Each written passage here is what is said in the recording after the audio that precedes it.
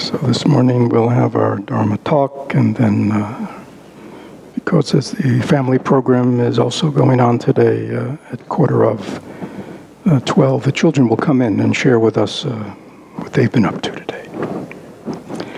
So today's a little different. Usually it's Sunday at our Sangha. We give a Dharma talk on some relationship to the Dharma, the Buddhist teachings, and how we can understand and apply them in our lives.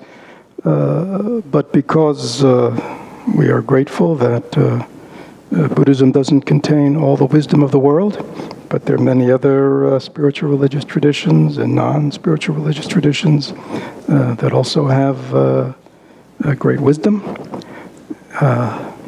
for us. So today I will talk about the Dharma of Ebenezer Scrooge, and use Dickens' Christmas Carol not simply as it's usually presented, sort of a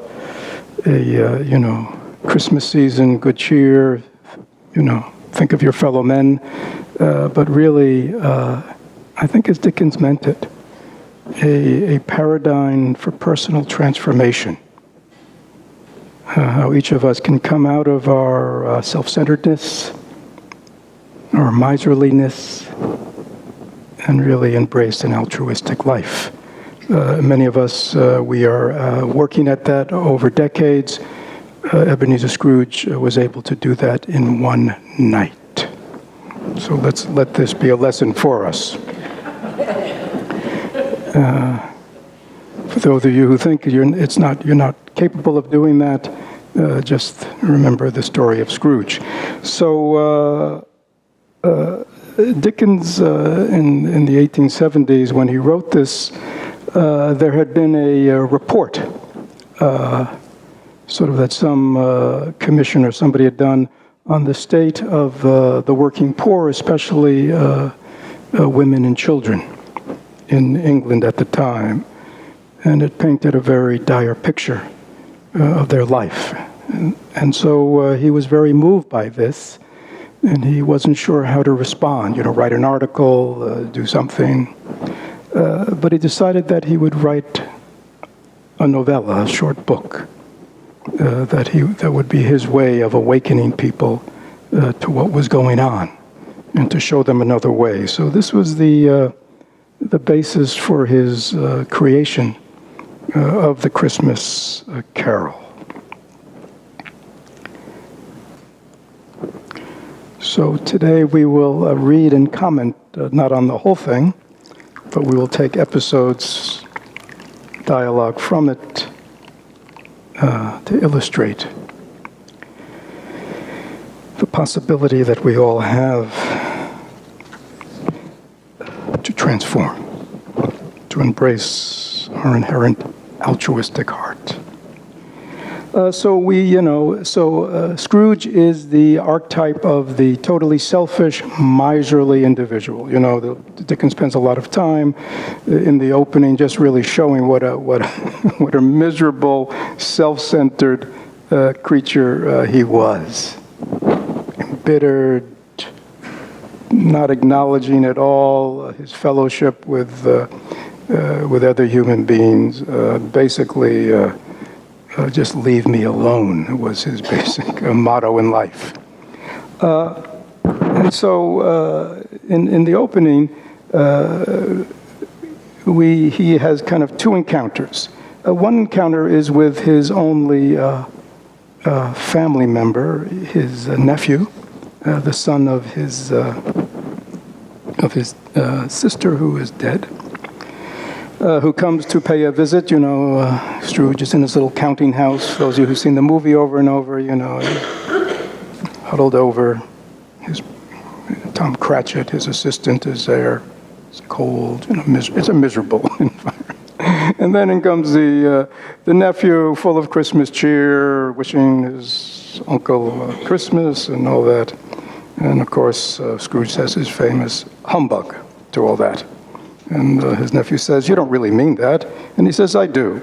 Merry Christmas. What right have you to be merry? What reason do you have to be merry? You're poor enough." Okay?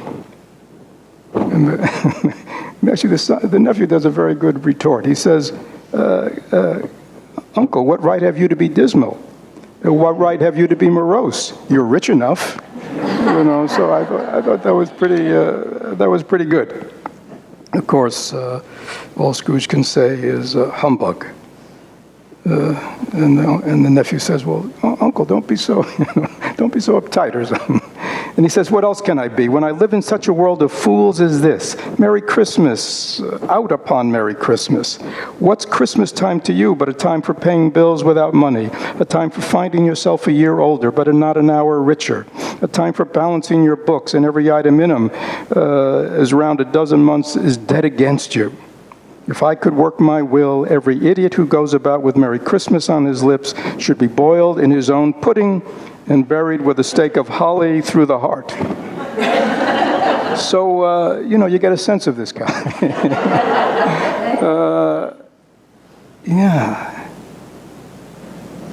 He only values one thing: money.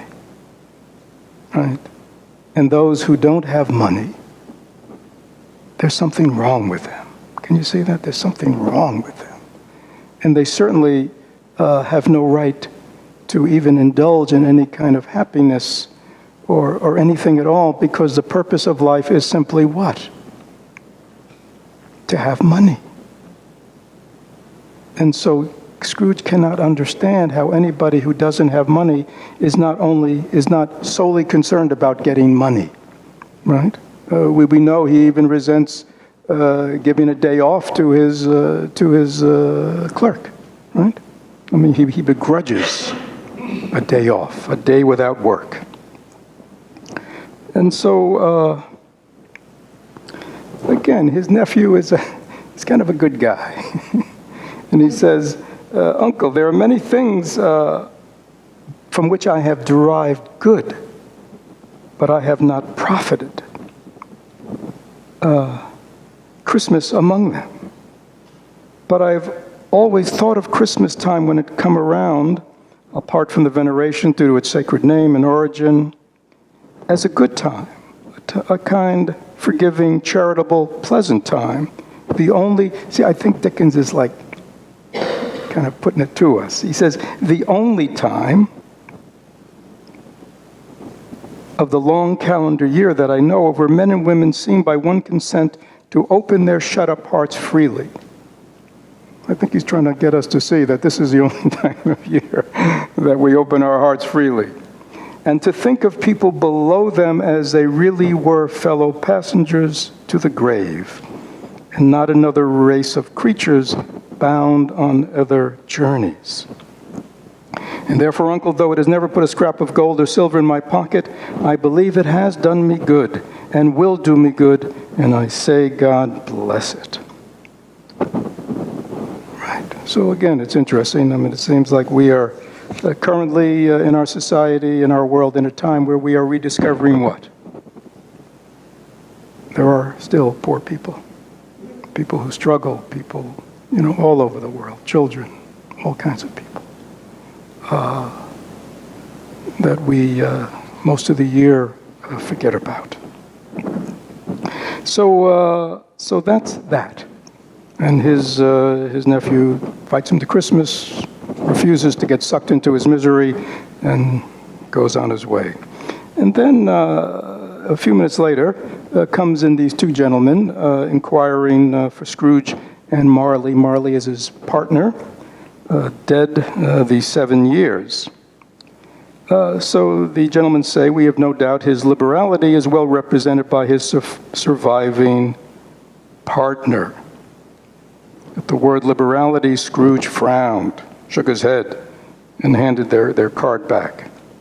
"At this festive time of the year, Mr. Scrooge, it is more than usually desirable that we should make some slight provision for the poor and destitute who suffer greatly at the present time. Many thousands are in want of common necessity, hundreds of thousands are in want of common comforts." And we know at this time of year there is a lot of this kind of thinking of people and, giving toys, giving Christmas dinner. So this type of charity, very common, right? And so Scrooge, his response to this is, and it's very contemporary. He says, "Are there no prisons?" "Plenty of prisons," say the gentlemen. "And the workhouses, are they not in still operation?" They are. "And the poor laws, are they still vigorously enforced?" "Yes, they are, very busy." "Oh, I was afraid from what you said at first that something had occurred to stop them in their useful course. I am very glad to hear it." Under the impression, the gentlemen reply, that they scarcely furnish Christian cheer of mind or body to the multitude, a few of us have come together to start a fund for the poor, to buy them some meat and drink and a means of warmth. What can we put you down for? And of course, Scrooge says, nothing. You wish to be anonymous? They quite haven't figured him out yet. And he says, I wish to be left alone. Since you asked me what I wish, gentlemen, that is my answer. I don't make merry myself at Christmas, and I can't afford to make idle people merry. Can you feel that? Complete lack of, or the complete separation from the rest of humanity, and especially poor people, right? People who have less than him. He calls them idle people. And again, we know, everything that Scrooge is saying is very contemporary. I help to support the establishments I mentioned, prisons, workhouses. They cost enough, and those who are badly off should go there. But many can't go there or would rather die. If they would rather die, they had better do it and decrease the surplus population. A very strong surplus population was an idea at the time. Sort of like collateral damage. Call people surplus population. Well, it's not my business to know about these people. It's enough for a man to understand his own business and not to fear with other people's business. Mine occupies me constantly. Good afternoon, gentlemen. So Scrooge has been introduced to us, so we get a clear sense of what he's about. Has his own lonely Christmas dinner, goes home to his lonely, alone house, and we know when he goes to bed, getting ready for bed, he hears sounds, doors open, bells ring, chains are moving across the floor, and he's visited by a ghost who turns out to be the ghost of his partner, Marley, who's been dead these 7 years. And Scrooge says, dreadful apparition, why do you trouble me? Man of the worldly mind, do you believe in me or not? And he's been shaking his things and doing all kinds of things. So Scrooge says, yes, I do. But why do spirits walk the earth? And why do they come to me? And the ghost says, it is required of every person that the spirit within them should walk abroad among his fellow man, travel far and wide. And if that spirit does not go forth in life, it is condemned to do so after death. It is doomed to wander through the world. Oh, woe is me, and witness what it cannot share, but might have shared on earth and turn to happiness. So again, very powerful, right? That it is our duty to walk among our fellow men and women and children in this life. And here it's implied that if we don't, that will happen after death.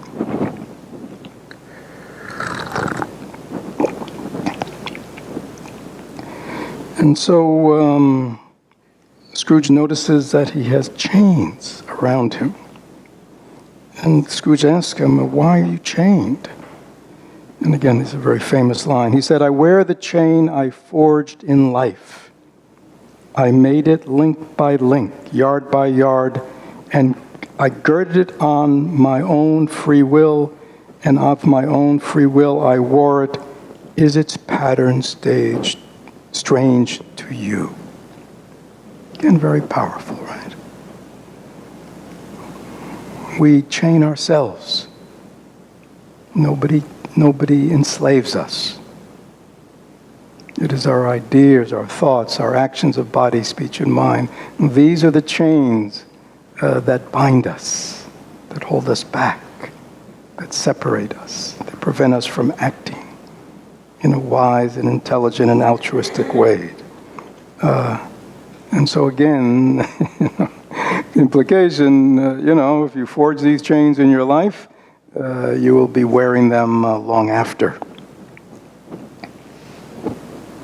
Oh, would you know, said the ghost, the weight and the length of the strong coil you bear yourself. It was full as heavy and long as this 7 Christmas Eves ago. This is when Marley died. You have labored on it since. It is a ponderous chain. So again, the question for each of us to ask ourselves, what are the chains that I have forged in my life that bind me, that enslave me, that weigh me down, that are not the creation of anybody else but me, my own mind, my own thoughts, my own patterns of living, relating. But Scrooge, who sort of still can't believe that this is what's happened to his partner, he said, Jacob, you were always a good man of business. Sound familiar? Is the major criteria for judging someone? I won't go into that one. You were always a good man of business. Business, cried the ghost, wringing his hands. Mankind was my business. The common welfare was my business. Charity, mercy, forbearance, benevolence, these were my business. The dealings of my trade were but a drop of water in the comprehensive ocean of my business. Again, this is very much congruent with the way we see things. What is the purpose of life? What is the meaning of life? What is the meaning of my life? Is it just to pursue worldly goals? Or is there a deeper meaning and purpose to life, to what we're here for? It's not to say that we don't have worldly goals to pursue, but what really gives meaning and purpose? What is our business as human beings? What should we be doing, really doing, in our life? And the ghost says, at this time of year, I suffer most. Why did I walk through crowds of my fellow beings with my eyes always turned down and never raised up? Were there no poor homes to which light would have conducted me?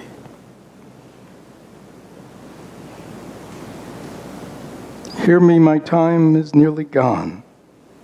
I will, said Scrooge, but don't be hard upon me, Jacob. How is it, Jacob says, that I appear before you in a shape that you can see? I can't tell. So this is very unusual, he's saying, because most apparitions cannot be seen. But for some reason, Marley is allowed to appear before him. Because I have sat invisible beside you many, many days.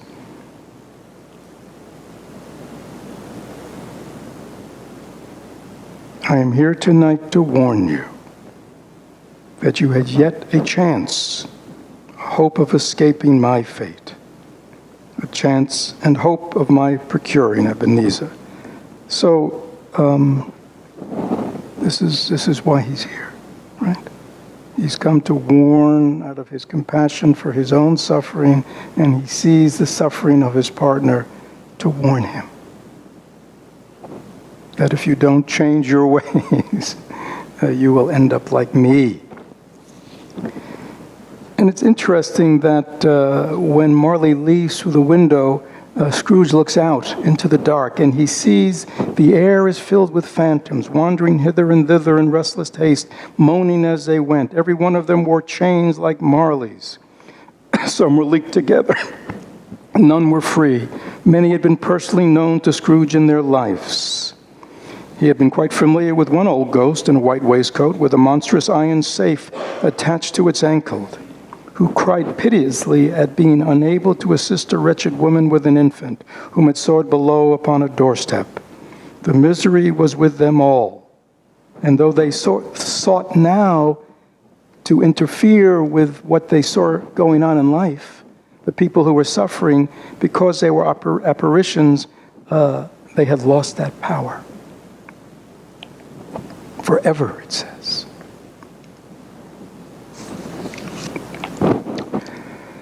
Good. So, I mean, can you see what the scene has been set, right? We've met Scrooge. We see where he's at. We've met his ex-partner, who has now revealed to Scrooge karma. Karma. The karma that each of us forge by the actions of our body, speech, and mind. And that the actions of our body, speech, and mind do nurture and create our future, right? And so Marley has said, look at me. So very fortunate, right, that Scrooge has this living encounter with the future and has a good friend who warns him. So again, he goes to sleep, and of course at midnight is awoken by a strange-looking spirit. The spirit of the past. See, this is very interesting, especially as a path of transformation. It's like, and I think sophisticated. See, we meet Scrooge and we see this miserable, suffering, alienated, disconnected, angry, embittered, material, right? We see him, and the question is, how did he get here? You see? You know? See, this is important. How do these people become who they are manifesting? Which is for us, how did I get to where I am? So he begins with somebody who will take Scrooge on a journey to his past. This is very important. Because he doesn't just come in and kind of tell Scrooge what to do. He's taking him on a journey. A journey of, we might say, self-discovery. Right? You know, waking up, seeing clearly. And there are a couple of strange things about this spirit. One thing, he's got this incredible bright light just pouring out of his head, right?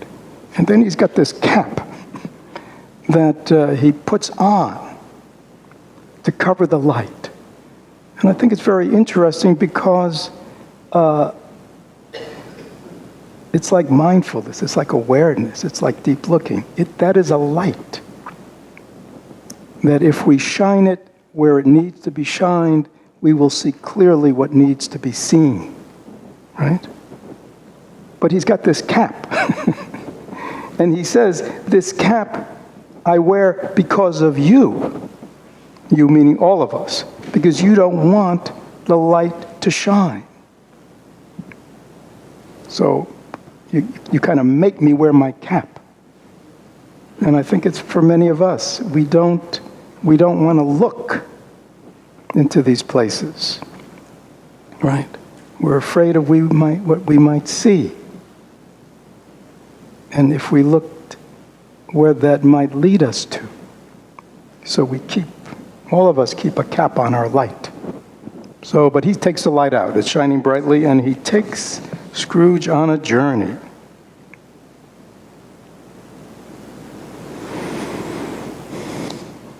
And Scrooge asks him, why are you taking me on this journey? And he says, first, your welfare. Scrooge doesn't really respond to that. He's not somebody who really thinks about his welfare. Probably doesn't think anything's wrong with him. And then the spirit says, actually, I'm here for your reclamation. And we know he's going to reclaim his humanity for him. Take heed. So he takes him on a journey to his past. And we know, and again, I'll just kind of summarize. I think most of you have probably seen the movie, read the story.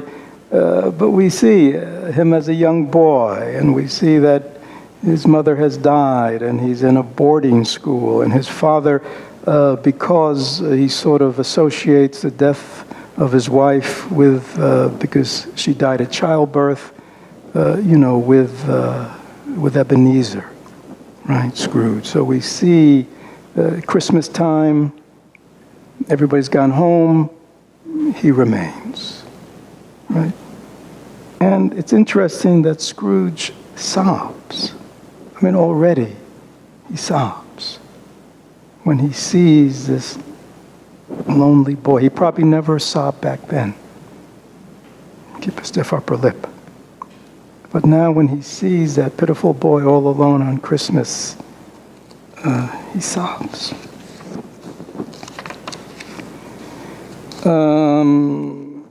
He sees him with his sister. She's probably the only loving person in his life. And then he sees him, he's gone to work now with Mr. Fezziweek. And it's interesting. Fezziweek is like, he's like the opposite. He's a businessman, but he's the opposite of Ebenezer. Fezziweek, he's good to his employees. He's kind to his employees. He likes to have fun with his employees. He wants them to be happy. He's nurturing, he's caring, right? And all of a sudden, it touches something in Scrooge. It's like he remembers being at that, probably he was a teenager working for Fezziweek, and how happy he was with him. And Scrooge comments to the ghost about, oh, isn't this wonderful? They see him putting on a Christmas party and all that. And the ghost says, oh, it's a small matter to make these silly folks, all the people who work for him, so full of gratitude. Small, echoed Scrooge. The spirit signed to him to listen to the two apprentices who were pouring out their hearts in praise of Fezziweek. And when he had done so, said, why is it not? He has spent but a few pounds of your mortal money, 3 or 4 perhaps. This is like on their little Christmas bonus or something. Is that so much that he deserves praise? And then you hear Scrooge said, it isn't that. It isn't that, Spirit. He has the power to render us happy or unhappy, to make our service light or burdensome, a pleasure or a toil. Say that his power lies in words and looks, in things so slight and insignificant that it is impossible to add and count them up. What then?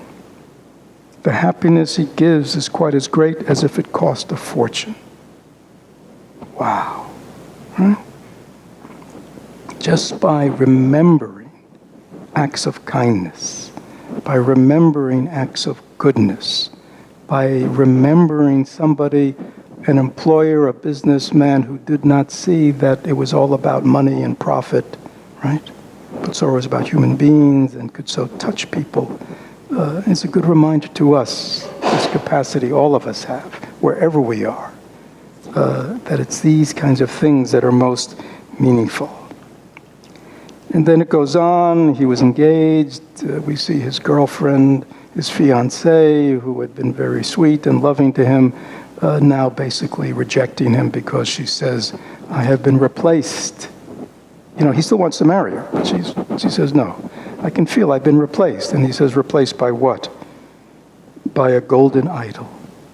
Right? She can feel. Right? And there are many people like that in our society. Right? They're focused on what?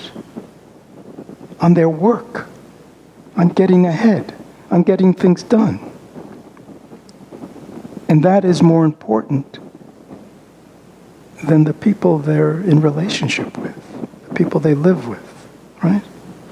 So it's what he's talking about, this is literature, so it's a little bit extreme to get us to notice, but I think he's saying something very that's meaningful for all of us. So now he's alone. He's and then actually the Spirit really lays it on him. The last thing he does is takes him to just a couple of years ago to his fiancée, who is now remarried, has lots of children, and it's like he just kind of lets him watch how happy they are together. Right. Spirit, said Scrooge in a broken voice, remove me from this place. I told you these were shadows of the things that have been. They are what they are. Do not blame me. Remove me, Scrooge said. I cannot bear it. Haunt me, leave me. Take me back, haunt me no longer.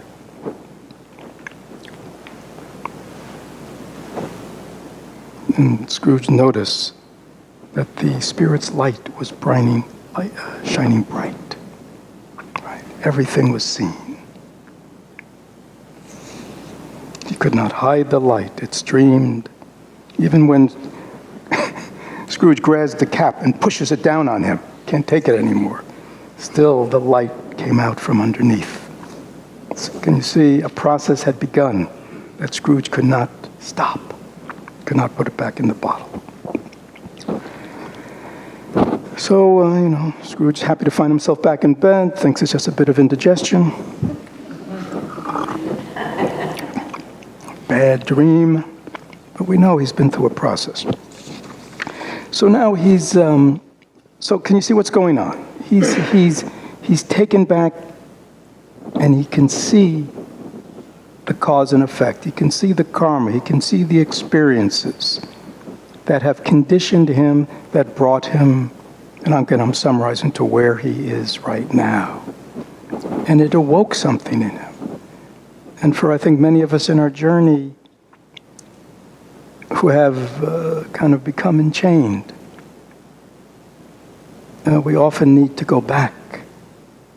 Not only for the, what happened in a negative way, but to remember ourselves in our innocence, in our goodness, in our natural happiness, right? And to understand for all of us that that's where we all began, right? So Scrooge has kind of seen both, and it has awoken something in him. So next he's visited by, so we've gone to the past. Now he's visited by the Spirit of the present, who basically is going to take him around the world and show him positive things about life, okay? All Scrooge in the present has ever seen is what?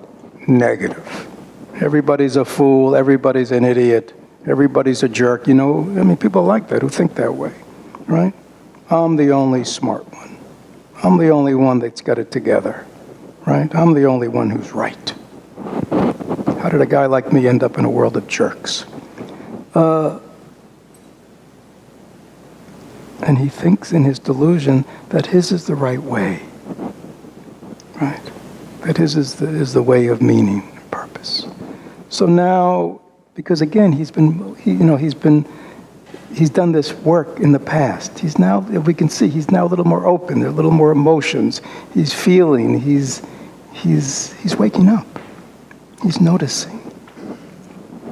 And so this Spirit now takes him around. Takes him just all around the town, and there's lots of description of all the goodness.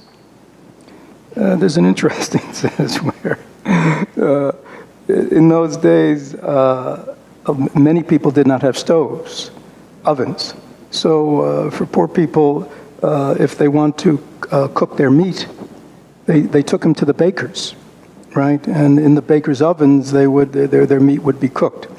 And I guess because of the church and Sunday being a day of no work, the bakers' shops were all closed, so people couldn't bring their meat on Sunday. And so Scrooge, it's funny, Scrooge has now switched sides, right? He said, you would deprive them of their means of dinner every seventh day, the only day on which they could perhaps dine at all, because they don't work. I, said the Spirit, yeah, you seek to close those places on the seventh day. I seek? Forgive me if I'm wrong, but at least it has been done in your name, or at least in the name of your family. And then the Spirit says an interesting thing, especially in our current day where we have so many religious zealots. He said, there are some upon this earth of yours, who lay claim to know us, and who do their deeds of passion, pride, ill will, hatred, envy, bigotry, and selfishness in our name. Very powerful. Right? Because we know these days, all these kinds of negative ways of being and thinking are done these days in the name of religion, right? So very profound what he's saying here. I mean, it's interesting. Dickens gets in, he gets in his strong ideas here.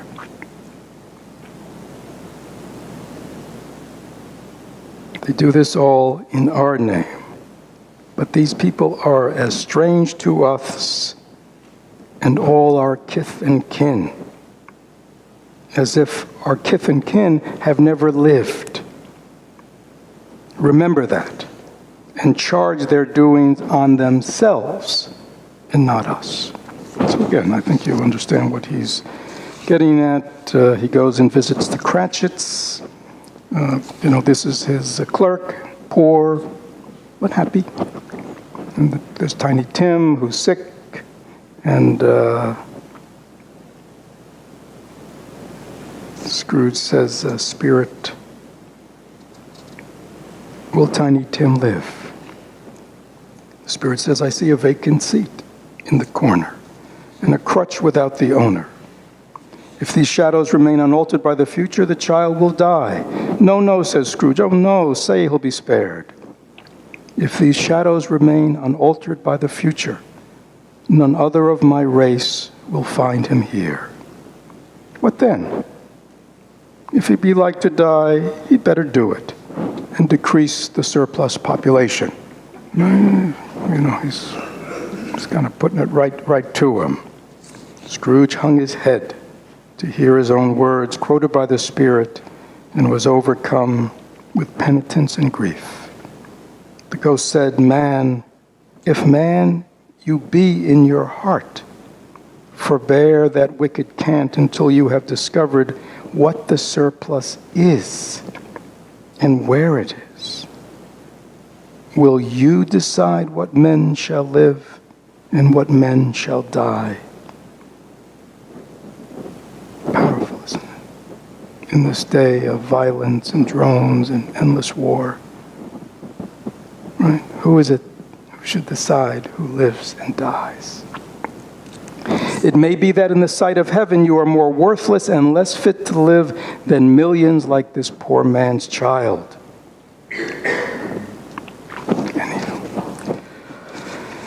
And then he takes them all around the world. He takes them to miners. He takes them to people in lighthouses, seamen on the sea, shows Christmas spirit everywhere. Takes them to his nephews. They're having a great party. Everybody's happy. Much they saw and far they went, and many homes they visited, and always with a happy end. The Spirit stood beside sickbeds, and they were cheered. On foreign lands, by struggling men and women, and they became patient and hopeful. He stood by people in poverty and made them rich. In almshouses, hospitals, jails. Do you remember he had this kind of little magic wand? He'd sprinkle little kind of dust on them. That was the power of the spirit of Christmas present. He could just shake his little fairy dust on them, and all their misery would be gone. In almshouses, hospitals, jails, in misery's every refuge, where vain men and women in their brief authority had not made fast the door and barred the Spirit, he left his blessing and taught Scrooge his precepts. And then he's about to take leave. And Scrooge notices there's something like a foot or something, or a claw sticking out from under his robes.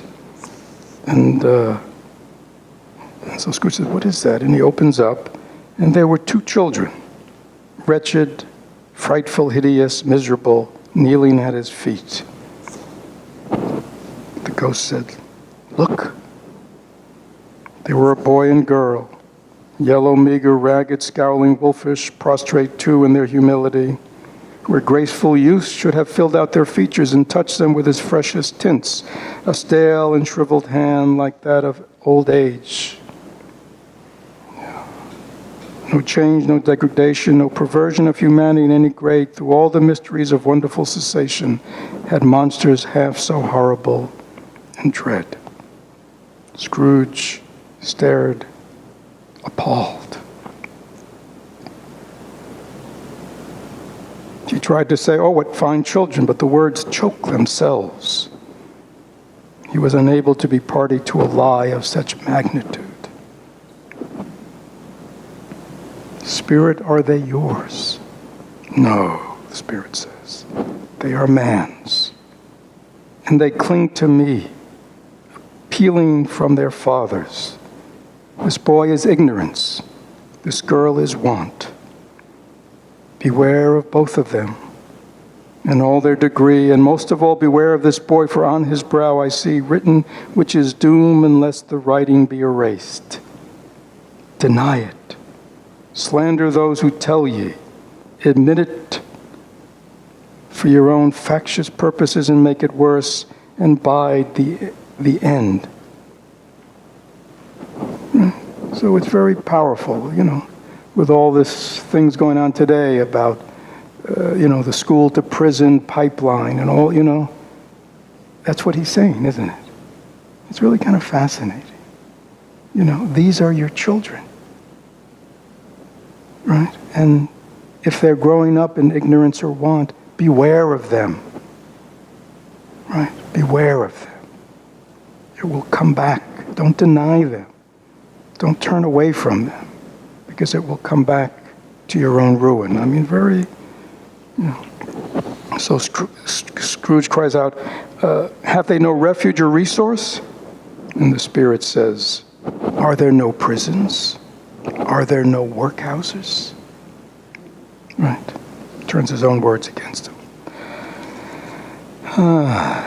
So then the ghost takes his leave. The midnight hour strikes, and he beholds the third ghost, a solemn phantom, draped and hooded, coming toward him. When it came up to him, Scrooge bent down on his knee, for in the very air which the Spirit moved, it seemed to scatter gloom and mystery. It was dark, a dark figure. This Spirit does not speak. Scrooge says, "Am I in the presence of the ghost of Christmas yet to come?" The Spirit just points. "Are you just to show me what's going to happen? What's going to happen? Is this so?" He doesn't say anything. "Ghost of the future," he exclaimed, "I fear you more than any specter I have seen. But as I know your purpose is to do me good, and I hope to live to be another man from what I was, I am prepared to bear you company and do it with a thankful heart. Will you not speak to me?" No reply. Lead on. So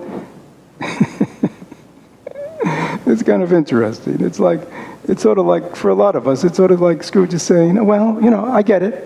Right? And I've seen the past. I've seen what brought me here. I've seen the goodness inherent in man. I'm a changed person, right? I'm changed. Right? You don't need to bother with me. I'm changed." And I think many of us stop there. We don't realize that the energy that has brought us here is still active within us. So the Spirit leads him on. And he basically takes them to a series of, a bunch of businessmen, acquaintances of Scrooge, standing around talking about somebody who died. And talking very negatively about the person. Who wants to go to his funeral? Nobody will be there. And, well, maybe if they serve some good food, maybe he'll go. I mean, just talking very negatively about the person. Scrooge can't figure out why, why he's being taken here. And then they take him to this kind of part of town where it's kind of like a pawn shop rag thing. And there are these three people there, two women and an undertaker. And they're kind of bringing all these goods from a person who just died, and his bedclothes and the drapes from his bed and the sheets and his watch, And they're talking very negatively about this miserable guy who just died by himself, never did anybody any good. At least now, since they'd be able to grab his stuff, they can do some good for them. I mean, still hasn't.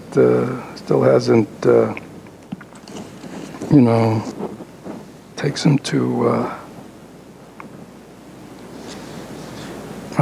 him to the Cratchit's house. Tiny Tim has died, sees the family in mourning.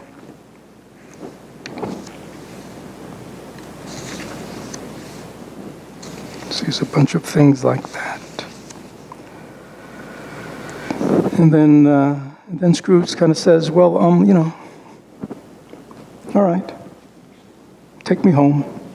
I've had enough. But the spirit doesn't take him home. He takes him to a graveyard. And he points him in the direction of a gravestone. And Scrooge says, before I draw nearer to that stone to which you point, answer me one question. And this is a very important question he's asking. Are these the shadows of the things that will be? Or are they the shadow of the things that may be only? Okay? This is very, many people believe their karma is fixed, right? When I look back and I've done this, and this, and this, and my capacity to change is very limited, right? Is everything that has led me to this point, does this mean this is the way things will continue or the way things might continue? Right? Very, very, this is like the key question. Still the ghost pointed downward to the grave. He's not giving him an inch. And Scrooge says, men's courses will foreshadow certain ends to which if persevered in, they must leave. But if the courses can be departed from, the ends will change. Say it thus with what you show me. So this is that very question really at the center of Buddhism and the capacity to awaken and to transform. If causes and conditions have created these effects, if I change the causes and conditions of my life, will this create new effects? This is the powerful question that all of us need to understand. Right? I am only where I am today because of the causes and conditions from my past. They have brought me to this moment. But if I change the causes and conditions of my life, can I have a different future? That's the question he's asking. The spirit doesn't reply. Scrooge creeps forward and sees the name Ebenezer Scrooge on the stone. And then he realizes that the dead man that he had seen in the bed, etc., was him.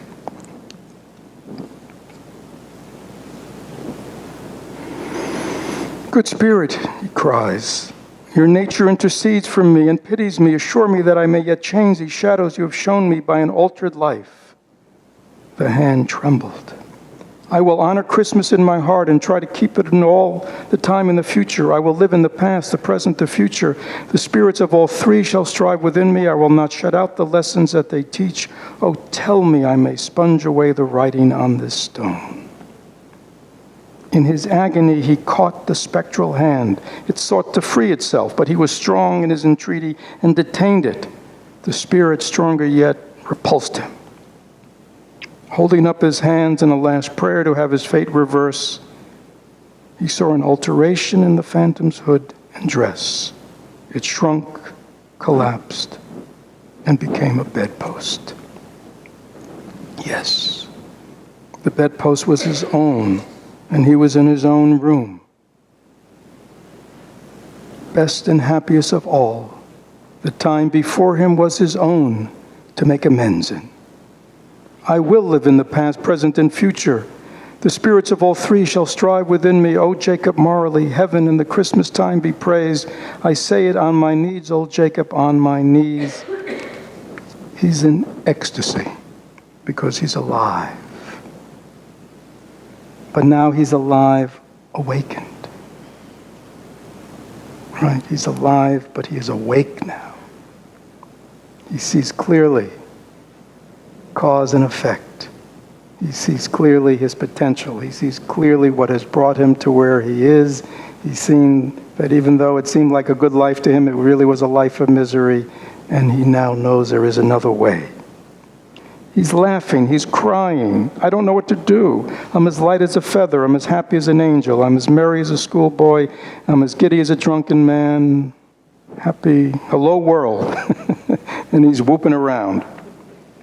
This is interesting. In descriptions of enlightenment experiences, this is what this is. It's like all of a sudden, he's light.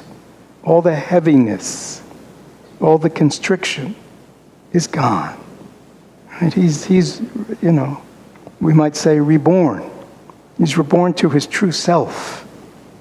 And that manufactured self that had just caused him some misery is gone.